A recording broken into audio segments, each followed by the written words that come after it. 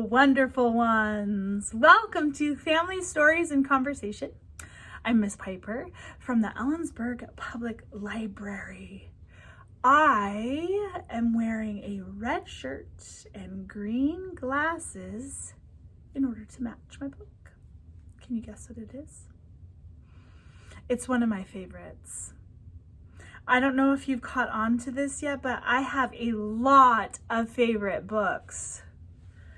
Today I'm going to be reading How the Grinch Stole Christmas by the wonderful, also marvelous Dr. Seuss. Last week we read a book that had been made into a movie, and this book has as well, into a couple of versions of the book, a couple of movie versions of the book. Have you read it before? Have you watched one of the versions before? How the Grinch Stole Christmas. This book is published by Random House. It's for Teddy Owens, and ever since I was a little girl, I have been curious about Teddy Owens. What must it feel like to have a book like this dedicated to you? Would you like that? I think I would like that. Let us begin. Every Who down in Whoville liked Christmas a lot.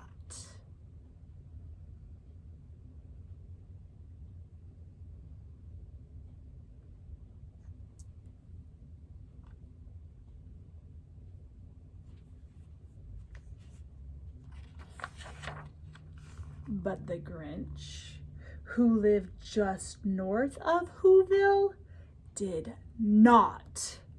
The Grinch hated Christmas, the whole Christmas season. Now, please don't ask why. No one quite knows the reason. It could be his head wasn't screwed on just right. It could be, perhaps, that his shoes were too tight. But I think the most likely reason of all may have been that his heart was 2 sizes too small.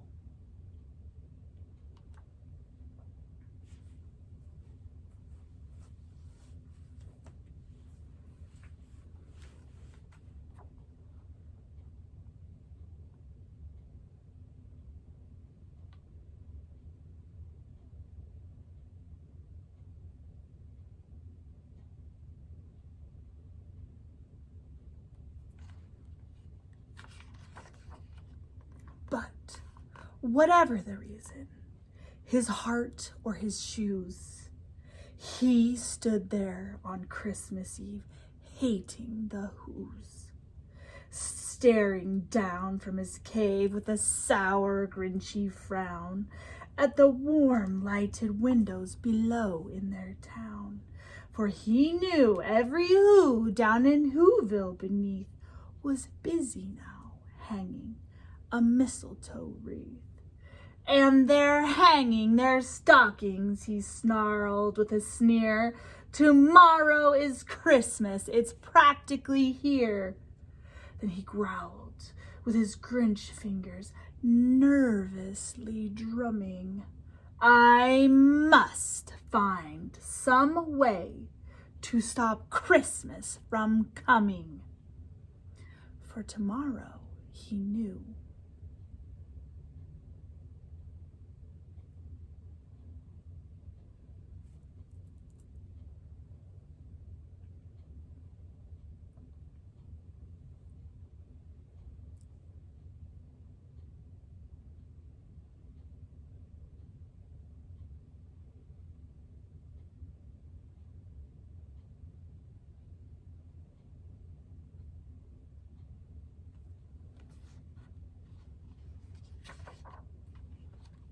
all the Who girls and boys would wake bright and early. They'd rush for their toys, and then, oh, the noise! Oh, the noise, noise, noise, noise!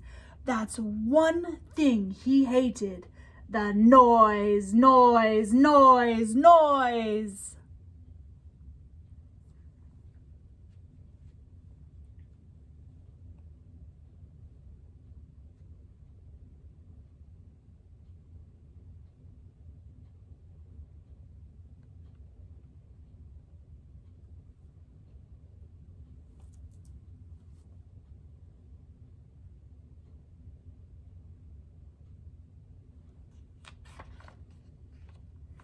Then the Who's, young and old, would sit down to a feast, and they'd feast, and they'd feast, and they'd feast, feast, feast, feast.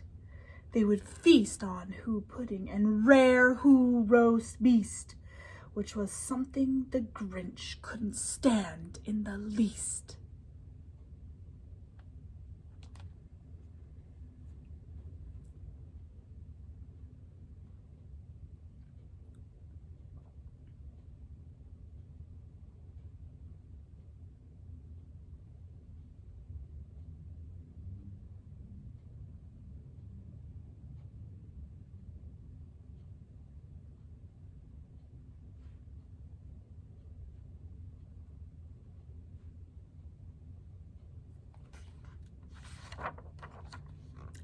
And then they'd do something he liked least of all. Every Who down in Whoville, the tall and the small, would stand close together with Christmas bells ringing. They'd stand hand in hand, and the Who's would start singing. And they'd sing, and they'd sing, and they'd sing, sing, sing, sing. And the more the Grinch thought of this Who Christmas sing, the more the Grinch thought, I must stop this whole thing. Why, for 53 years I've put up with it now. I must stop Christmas from coming. But how?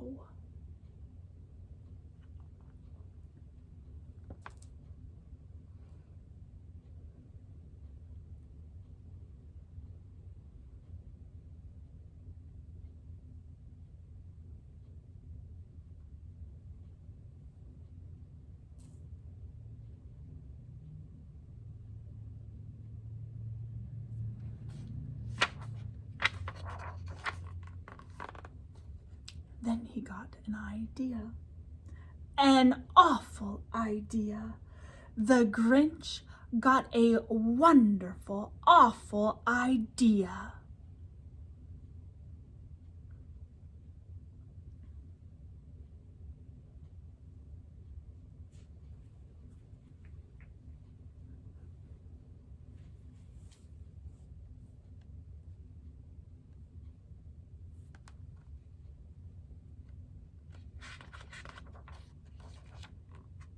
I know just what to do, the Grinch laughed in his throat. And he made a quick Santa Claus hat and a coat. And he chuckled and clucked, what a great Grinchy trick. With this coat and this hat, I look just like Saint Nick. All I need is a reindeer.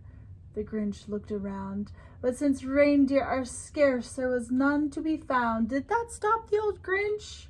No, the Grinch simply said, if I can't find a reindeer, I'll make one instead. So he called his dog Max.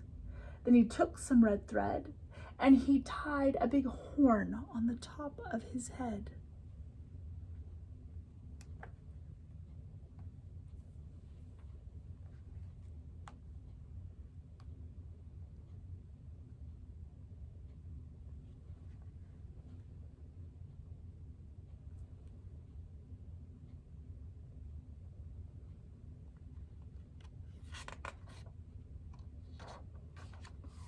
Then he loaded some bags and some old empty sacks on a ramshackle sleigh, and he hitched up old Max.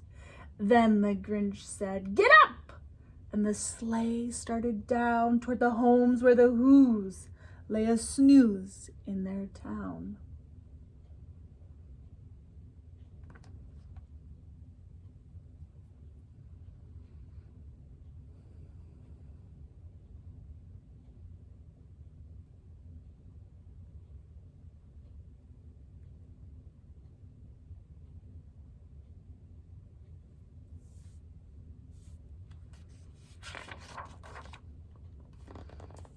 All their windows were dark, quiet snow filled the air.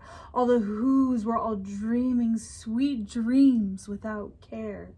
When he came to the first little house on the square, "This is stop number 1, the old Grinchy Claus hissed, and he climbed to the roof, empty bags in his fist.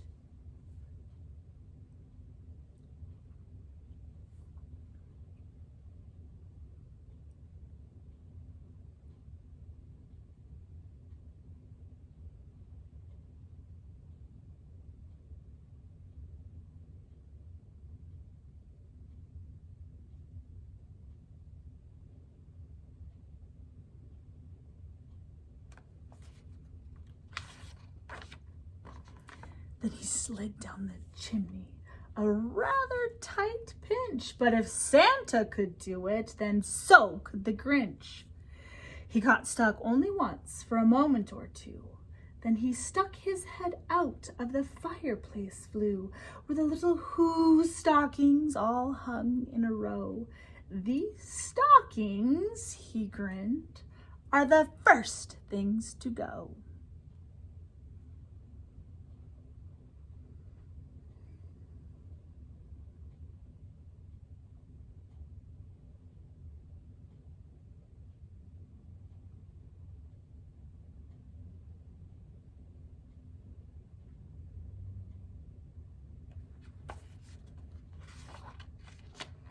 Then he slithered and slunk, with a smile most unpleasant. Around the whole room he took every present: pop guns and bicycles, roller skates, drums, checkerboards, tricycles, popcorn and plums. And he stuffed them in bags.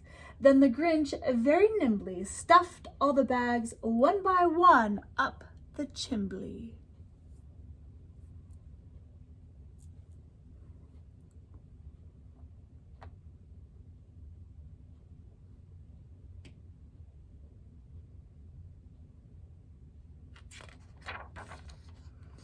Then he slunk to the icebox or the refrigerator. He took the Who's feast. He took the Who pudding. He took the roast beast. He cleaned out that icebox as quick as a flash. Why, that Grinch even took their last can of Who hash.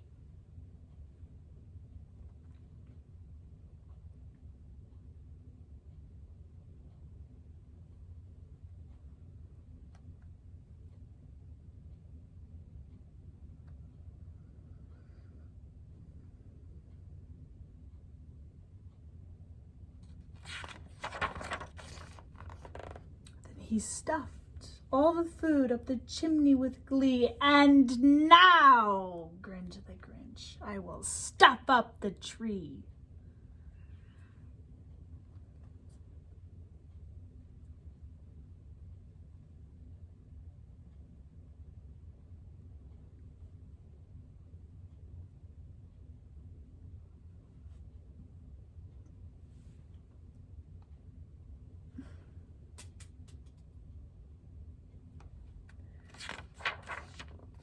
And the Grinch grabbed the tree and he started to shove, when he heard a small sound like the coo of a dove. He turned around fast and he saw a small Who, little Cindy Lou who was not more than 2. The Grinch had been caught by this tiny Who daughter, who'd got out of bed for a cup of cold water. She stared at the Grinch and said, "Santa Claus, why? Why are you taking our Christmas tree? Why?"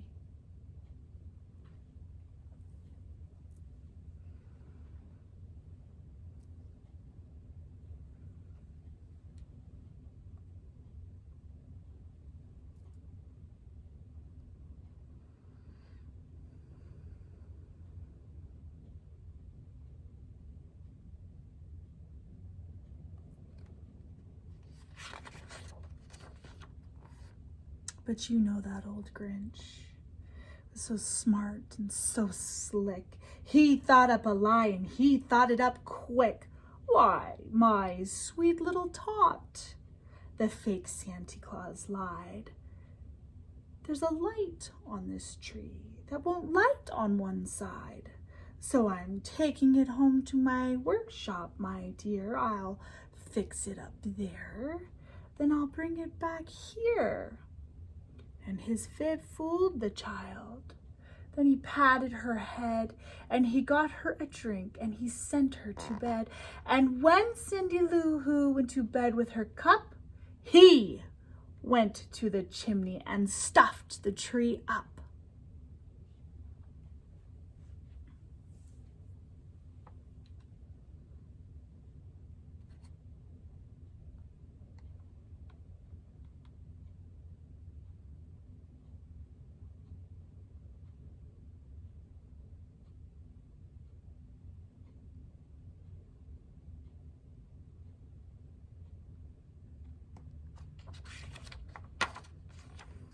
Then the last thing he took was the log for their fire.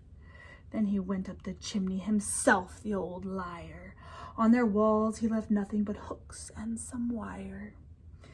And the one speck of food that he left in the house was a crumb that was even too small for a mouse.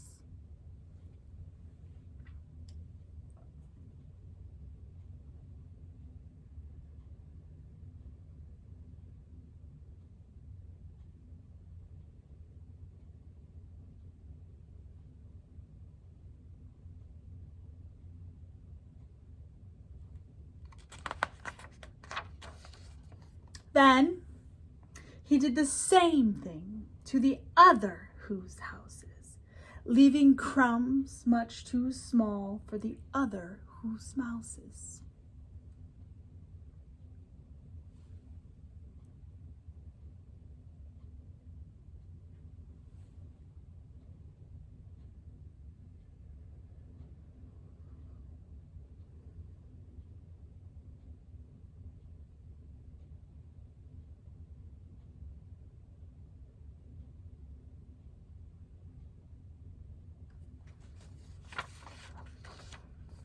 It was 1/4 dawn. All the Who's still abed, all the Who's still a snooze, when he packed up his sled, packed it up with their presents. The ribbons, the wrappings, the tags, and the tinsel, the trimmings, the trappings.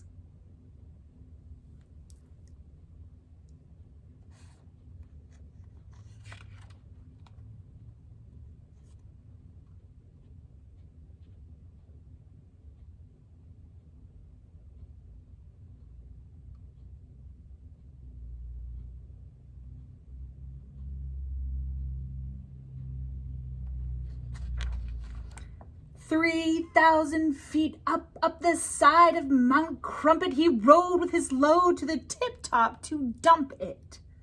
Pooh, to the Who's he was Grinchishly humming. They're finding out now that no Christmas is coming. They're just waking up. I know just what they'll do. Their mouths will hang open a minute or two. Then the Who's down in Whoville will all cry boo-hoo."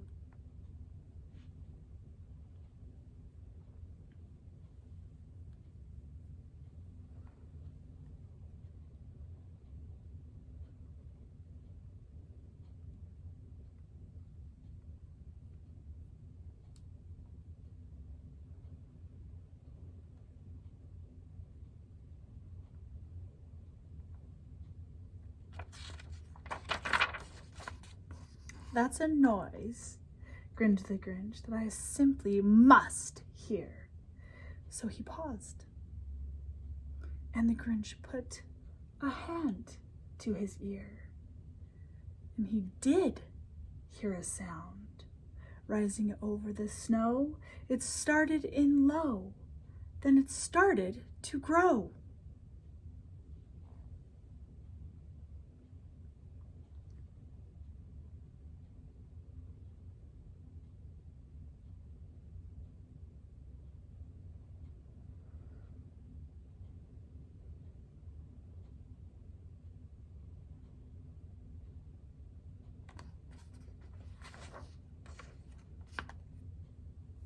But the sound wasn't sad.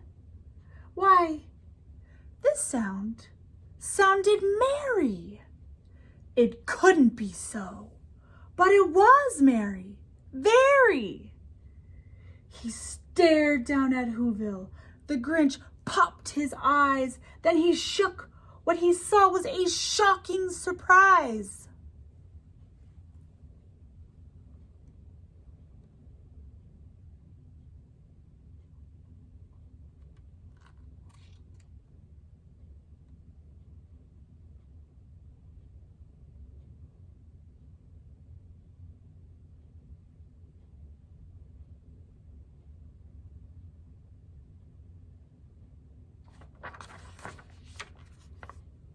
Every Who down in Whoville, the tall and the small, was singing without any presents at all.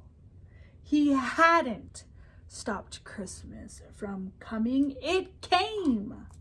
Somehow or other, it came just the same.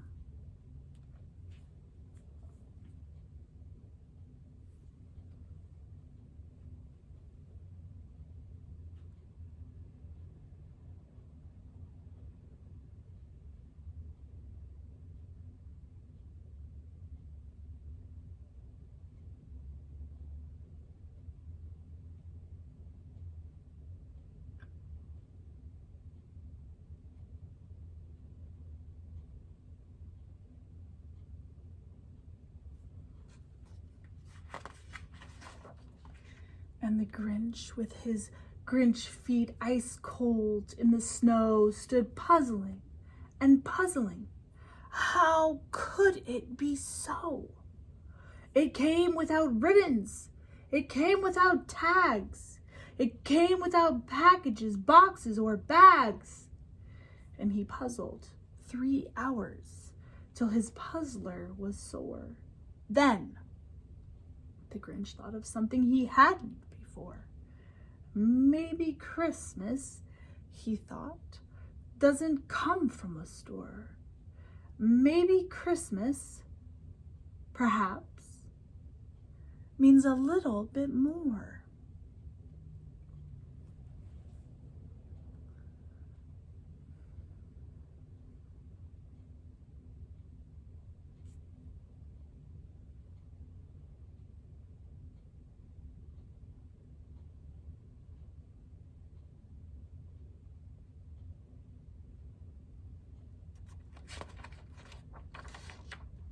And what happened then? Well, in Whoville they say that the Grinch's small heart grew 3 sizes that day. And the minute his heart didn't feel quite so tight, he whizzed with his load through the bright morning light, and he brought back the toys and the food for the feast, and he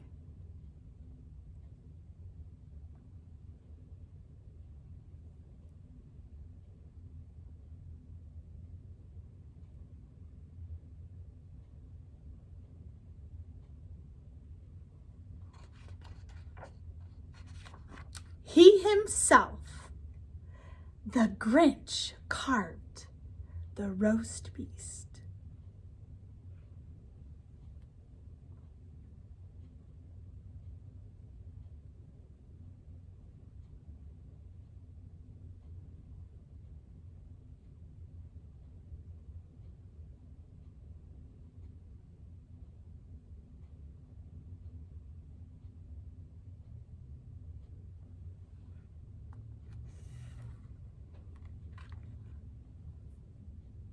How the Grinch Stole Christmas by Dr.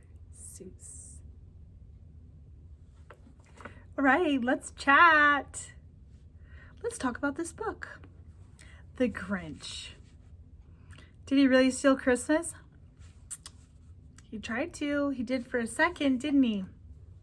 I have a couple of questions for you. Question number 1.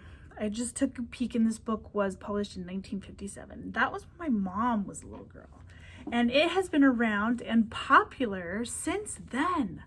What do you think makes this story so great that we all keep going back to it over and over and every Christmas?